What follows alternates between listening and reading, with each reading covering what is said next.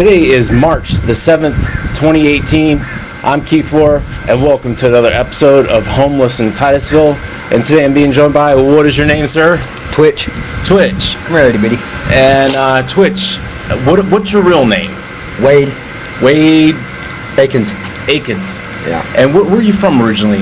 I was born and raised in Oregon, but I just moved down here like a week ago from Alabama. And people I was living with took my check and fucking they were supposed to pay my rent and stuff and then kick me out. So when you say a check, what are you talking about here? Are we talking about Social Security disability? We talking about, do you work? No, I get Social Security disability because I have post-traumatic stress disorder, multiple personality disorder, and I'm paranoid schizophrenic. Okay. Be nice. Are you a veteran by chance? No. No. Okay. And how about these conditions that you have? Have you always had these conditions, or? Yeah, I've pretty much been fucked up since I was a kid. Okay. Quit. And so tell me about your growing up. Did you have brothers and sisters? Yeah, I got one full sister and two half brothers and a half sister, but I don't ever see them or talk to them. The only one I ever talk to is my sister, my full sister. She lives in Oregon. Oh, she does. Yeah.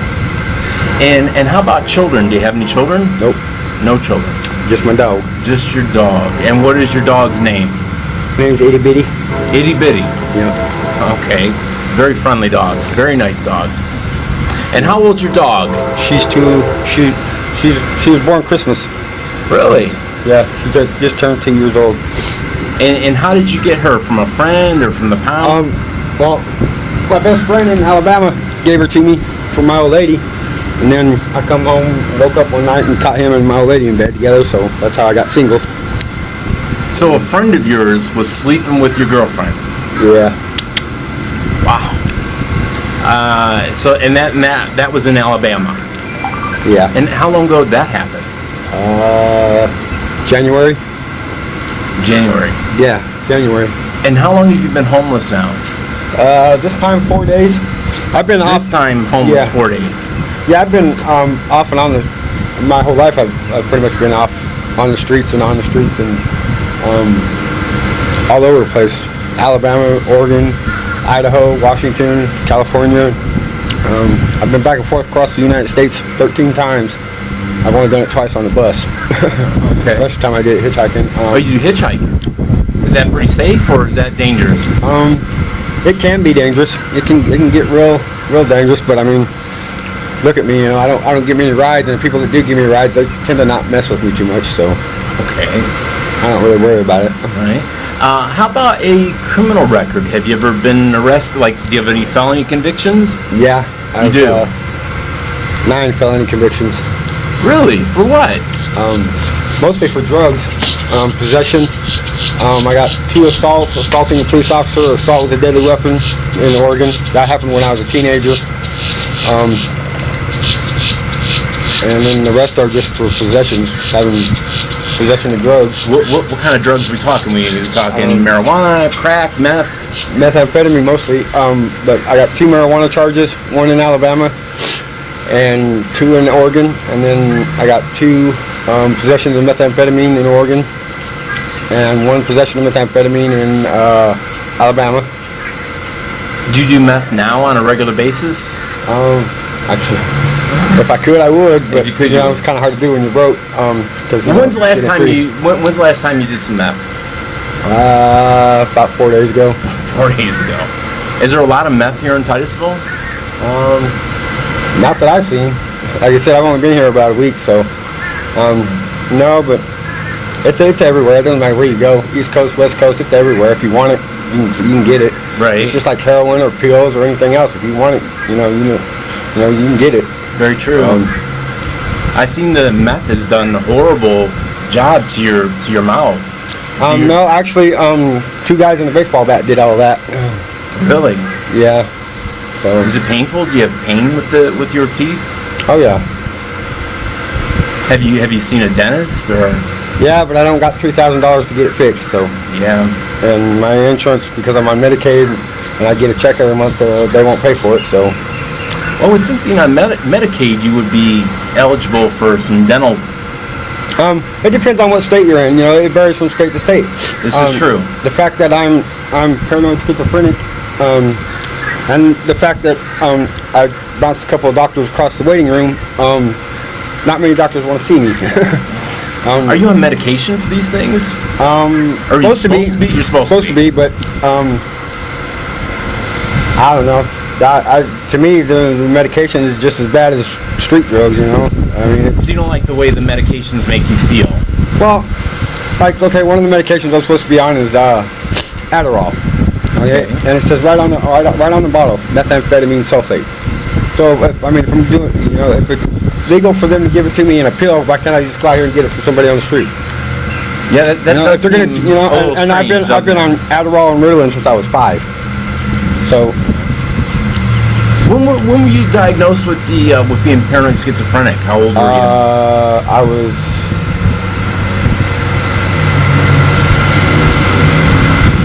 22. 22. Yeah. And what was your life like before that? Like, did you work? Did you graduate high school? Oh, I've always worked. Usually had a job. Most of the time, I got paid under the table because I did roofing. I roofed for most of my life. I've been all over the United States roofing. There ain't no kind of roof I don't know how to do, from hot tar to bond coat to metal to the shingles. I know how to do them all. I've done them all. And that's how I pretty much supplied my habit most of the time, was working. And then, you know. How about the women you've been with, like different girlfriends? Have they done it right along with you? Oh yeah. Is that usually how you meet them? Like, oh no, not always. They party with you? I mean, like let's see, like you know, this last girl I was with, Tiffany. When I first met her, she didn't do dope, but her mom did, and that's how I met her, was through her mom. Her mom introduced us, and the first thing her mom told me after she introduced us was, "I don't want my daughter dating no tweaker." So what the fuck you call me for then? Okay. You know? I mean, shit, you know, I'm your dope dealer, but you don't want your daughter dating a tweaker. It's gonna set her up with me. That's how old was the mother? I don't know. She was 40-something at the time. She's dead now. She died 2 years ago. Okay. Yeah. So how old was his daughter? Tiffany. She's 28 now. She was 26 when I met her. So she's almost 20 years younger than you. Yeah. It sounds to me like the mom was more your age to date. Well, yeah. She's. Had you ever dated the mom? No. No. Okay. No, I just sold her drugs. You just sold her drugs. Yeah. Well, I helped her out. She got kicked out of her place, and she was on the street. She was crying. She didn't have nothing but a tent, so I took her down to the river and set her up with, like, camp. And took care of her for a couple days, and then I don't know. She just became my friend, I guess. So, do you like doing the drugs? Meaning, do you wish you had never touched them in your life? Like, have they ruined your life, or do you enjoy them? Do you not see a problem with them? Like, how do drugs fit into your life? They're not a major priority anymore. I mean, like I said, for the last 4 or 5 years, I've had a place to stay because I've had my, I get. But have the drugs hurt like relationships that you've had with people? Oh yeah. Just about every woman that I've been with, romantically or in a relationship with, has asked me to quit doing dope, and I've told every single one of them, when they ask me to quit doing dope, I tell them pack their shit and go, because it ain't gonna happen. Except for Tiffany. She asked me to quit shooting dope. She didn't ask me to quit doing dope. She just asked me to quit sticking a needle in my body. So I did. What's the difference between smoking the meth and shooting the meth? Like why is one method preferred over the other? Well, I don't know. It's just a preference thing. Why does one person like mustard and one person doesn't? It's okay. It's about like that. I mean, that's as good of an answer as any, I think. As far as the difference between shooting it, smoking it, or snorting it, they're all three different highs. They're all three similar highs, but they're all three different highs. Like, when you smoke it, you take a hit, you pass the pipe, somebody else takes a hit. When you shoot it, everything that you put in that rig goes into your body all at one time. You don't pass the pipe around. You do it all. It goes at one time, one shot, bam, you're there. And so I'm a person who's never done meth. So how does it work? Like, when you're smoking it, for instance, does it stay lit like a cigarette and you pass it around, or you have to hold a flame to it as you are doing it? No, I mean, people aren't stupid. They know, you smoke it in a pipe. That's what they. But it doesn't stay lit. No, you roll around a pipe. You don't ever touch it with a flame. You don't. You just heat the glass up with a lighter and smoke it like that. And like, how many hits or inhales do you get off of? Like, it just depends. It depends on how many people there are there and how much dope you put in the pipe, and there's a lot of different variables. But it's like I was saying. So if you wanted to get a decent high, like a really good high, how much do you think that would cost? Me? Yeah. At least $20. Okay, so $20, and that would last how long? An hour? A day? That would keep me high probably up until about midnight tonight. And then I'd probably start coming down around 8 or 9. But, then also you gotta look at the fact I got a very high tolerance because I've been doing drugs and methamphetamine since I was 14. How'd you get turned on to it? Who turned you on to it for the first time? For the first time, my mom. Your mom? Yeah, she was into the biker scene after my dad left when I was 6, and bless her heart, she's dead now. But she got clean and sober when I was 19. She met my stepdad. She got clean and sober, and she was after me to get clean and sober my whole life, but just ain't never happened. So your mom died clean and sober? Yeah. And she's the one that turned you on to it at 14? Well, not really her. Her boyfriend at the time did. And then, after she got clean and sober, my mom hated drugs. She hated the drugs, the lifestyle, and everything about it. That's why she got clean and sober, I guess. I don't really like it. I don't like the people associated with it. I stay to myself most of the time, just me and my dog. So you kind of like to get the drug and go off and do it by yourself, peacefully and quietly? Yeah, most of the time. Are you a hellraiser when you smoke, or are you quiet? No, I'm pretty much, I don't know, just depends on how much you do and how you do it, Like I said, I quit shooting dope in July last year because my fiance at the time asked me to. She didn't ask me to quit doing dope, she just asked me to quit shooting it. So I figured, that's a reasonable request. Well, how about her? Did she do dope or dope too? When I first met her, she didn't. But she smokes like a freight train now. Okay. How about any other drugs or like, do you drink? Do you drink alcohol? Well, I always had it saying if they come out with a new one, I was first in line. So I don't think there's one out there I haven't done. So you like a variety of drugs, really, but you prefer meth? Well, my drug of choice is pot, marijuana. Oh, if I had my weed all the time.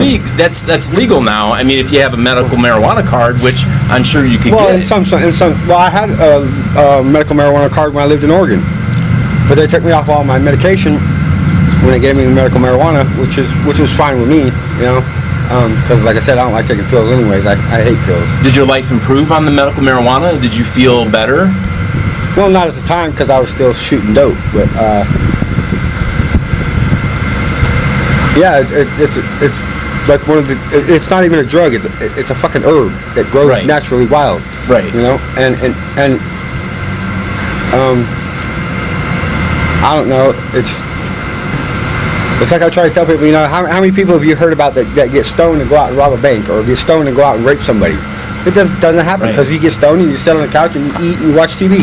How many people have you ever heard of overdosing on marijuana? It's zero. Impossible. It's impossible. Absolutely. If you overdose on marijuana, the worst thing that's going to happen, you're going to eat everything in the cupboard and go to sleep. Right. Absolutely. I mean, no big deal. It's safer than alcohol, and alcohol's been in existence in our society, for thousands of years.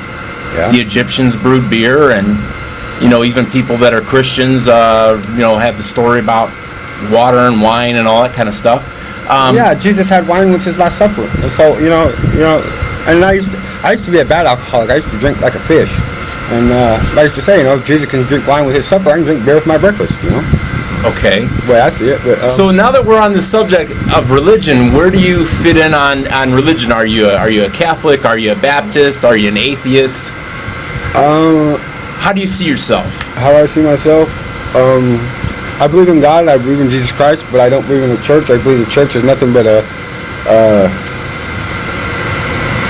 just a place for people to judge other people. So you believe in God, but not the brick and mortar building. You don't like to go to the building and have breakfast with other people and judge who's sleeping with who. Because you go to church on Sunday and then you spend all day Sunday and all night Sunday night talking about what she did or what she said or what he said at church. That's not why you go to church. You go to church to worship God. Right. Not to worry about what they're doing or what they're doing in their life. That's to judge your neighbors. Yeah, you go there to worship the Lord. Not to worry about what Sam and Joe are doing fucking on Friday night. So if they want to go to the bar, that's between them and God. That's not your place to judge. Right. It says in the Bible, "Thou shalt not judge." And so judge not, lest you be judged. There's only one man who can judge me, and I'll see him one day. So, when's the last time you were arrested? Almost a year ago. A year and a half ago. And what were you arrested for at the time? Possession of methamphetamine. And where was that at? Is that Alabama. Here in Florida? Oh, in Alabama. Yeah. And actually, at the time, I wasn't even using. I copped a ride to the store with some friends of mine and my uncle, and she got pulled over. And when she got pulled over, she threw a bag of dope in my lap, and what was I supposed to do with it, Yeah. Yeah. And so what happened? Did you get probation? Did you serve some time? I never went to court. They never gave me a court. They gave me a court date. I pled not guilty, and they gave me a lawyer. I never did see my lawyer or talk to my lawyer, so I don't know. So for all you know, there could be a warrant out for your arrest for failure to appear. There's no warrant. I checked on that the week before I left from Alabama last month, and there's no warrant. There just hasn't been a court date issued. Well, I've also heard if you're on Social Security that if you have a warrant that they can stop your Social Security payments. So I guess that would be another way you would know if you had a warrant. Well, yeah. Well, if you get locked up, they stop your check. Mm-hmm. And but as long as you notify them that you're going to be incarcerated or whatever, and they stop your check, then when you get out, you re-notify them that then it starts up again. I guess I don't know. So what's the longest amount of time that you've ever served for the methamphetamine? I did 36 months altogether in Oregon. Oh. I'm not going to say that I feel doing that stuff is good for you, but at the same time, I feel what you put into your body is none of my business or anybody else's business. That's between you, yourself, you know what I mean? Yeah. I take this, it's basic, every person has the right to choose their path in life, what they feel is right and wrong. I don't feel like, I don't know, I tend to try not to feel most of the time. That's the whole purpose of the drugs. Right, okay. Because, when you have to feel shit, it just gets in the way. And that's a shit up. Because nobody wants to be real about who they are or what they are or what they do or, because people are scared. And I don't know, I guess I was just born stupid because I'm too stupid to be scared. I really don't give a shit what anybody thinks. If they don't like it, they can kiss my fucking ass. They don't got to be here, Right. They don't got to sit next to me. They don't got to talk to me. They don't got to be a part of my life, So who's the most important person in your life right now? Me. You're the most important. Hey, that's a good answer. You should be the most important. I tell people all the time on Facebook and then people I talk to all the time, well, when's somebody gonna love me? Well, when you start loving yourself, then other people will love you. So you have a Facebook page? Yeah, I have a Facebook page. Really? And how would somebody find you on Facebook? Twitch Akins. Twitch Akins. And how would you spell that? TWITCH, just like bitch. Okay. And then Akins, how do you spell that? AKINS. I'm on Facebook and Messenger. You are? Do you do Twitter? No, I don't do Instagram? No, I don't do Instagram. I barely do Facebook and Messenger because half the time I can't get the damn thing to work, but I'm on there, so yeah. Wow, that just surprises me that you're on social media that much. But you haven't been homeless that long this time. You said you've only been homeless for 4 days this time. Well, yeah, like I said, I moved down here with my ex-girlfriend, and I made her my payee because I have to have somebody over my check. Oh, you have to have like a conservator on your... A care provider who makes sure all my bills and stuff get paid so that I'm not out here being homeless. And, 4 days after she paid the rent and everything. She took me out and told me I had to go. So fucking. Well, where here I were am. you living? Were you living at a hotel? Were you living at a home? She has a 2-bedroom apartment. Just matter of fact, right down the road, not even a mile down the road. And Really? so I was supposed to be her roommate, but I guess her boyfriend Tommy didn't like the idea of me living there because she's my ex, and we've been together. So So you guys weren't romantically involved anymore. She was No. just your payee. no, she's and just she was like she said she was. But if she had a meth problem like you have a meth problem, then how did that work out? Her being your payee? no, she doesn't do meth. Oh, she doesn't. Okay. Well, she doesn't anymore that I know of, but I don't really care. She just, Right. you know, she tells everybody that I'm her best friend and told her boyfriend that I'm her best friend. And I got this theory about best friends. I don't do best friends because all best friends want to do is screw your old lady, spend your money, and do your dough, you know. Okay. So fuck it, I don't need a best friend. Okay. My best- How long has she been your payee? Like months, years, I weeks? had it changed in January to make her my payee because I was going to move down here, and then my ex called me, my other ex, and wanted me to come back to Alabama. So I went back to Alabama to get my dog and try to work things out with her, but it didn't work out. So I told her to get the fuck on down the road. You sure are a popular guy with the ladies. Not really. Not really. I mean, you talk about all these exes you've had. I mean, to me, Well, yeah, you know, I'm 44 years old. You know, I've been around the world, but right. But and do you have any kids? no, I don't. So you've had all these ex-girlfriends and no kids. How does that happen? I had an accident when I was a teenager, and I can't have kids. So Oh, okay. yeah, I've been shooting blanks, as they say, since I was 15. So I have to ask you, I noticed you have some stretch marks on your arms. Were you heavier at one time? Did you lose a lot of weight? Yeah, when I got out of prison in Oregon, I was 265 pounds. I had 21-inch arms. I was pretty big, and then I got stuck on that fucking dope and got all sucked up. And actually, I look pretty good right now for being mean, because most of the time I look like a skeleton. Everybody says, but I put some weight on and back up right around 200 pounds, and doing So okay. methamphetamine works better than the Slim Fast diet. Oh yeah, Jenny Crank's the way to go, man. 2 weeks on Jenny Crank, you'll lose 100 pounds. Jenny Crank.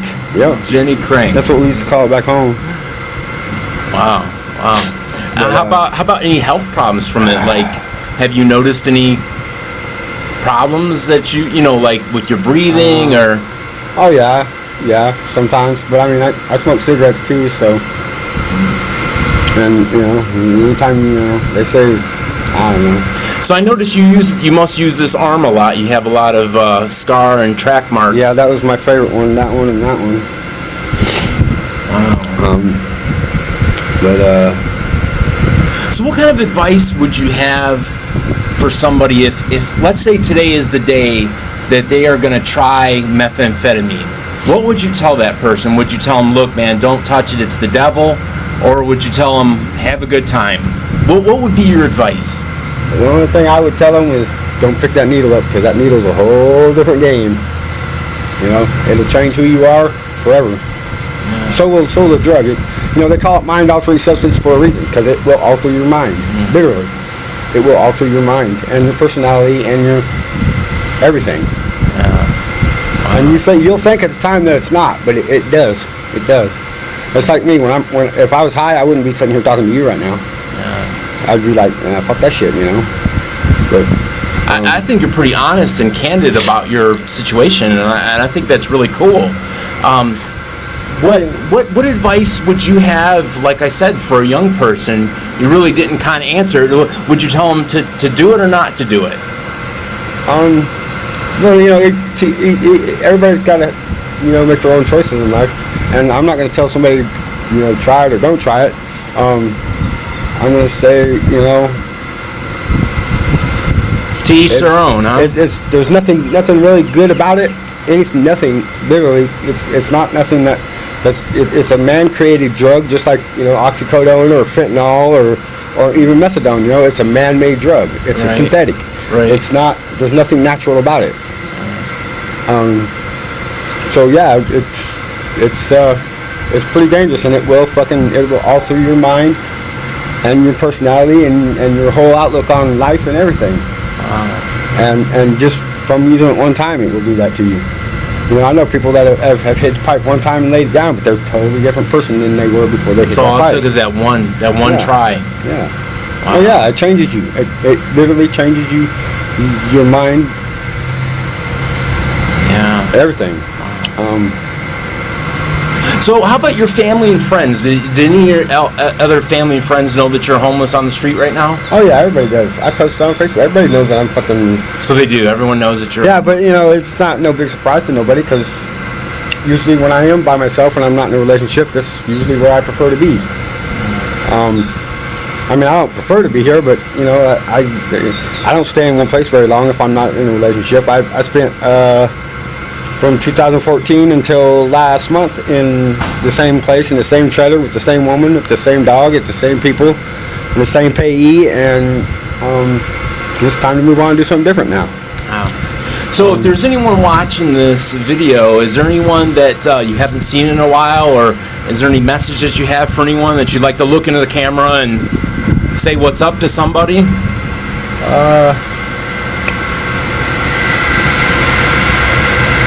Yeah, just one person. Okay. You know, she knows who she is. She knows I love who you, she baby. is. I always love you, man. Call me when you get ready. That's all I got to say. You know, she'll call. She'll call. Good stuff, man. Well, hey, listen, I appreciate you taking a couple minutes to do an interview with me, man, and letting me get to know who you are. Yeah. Awesome.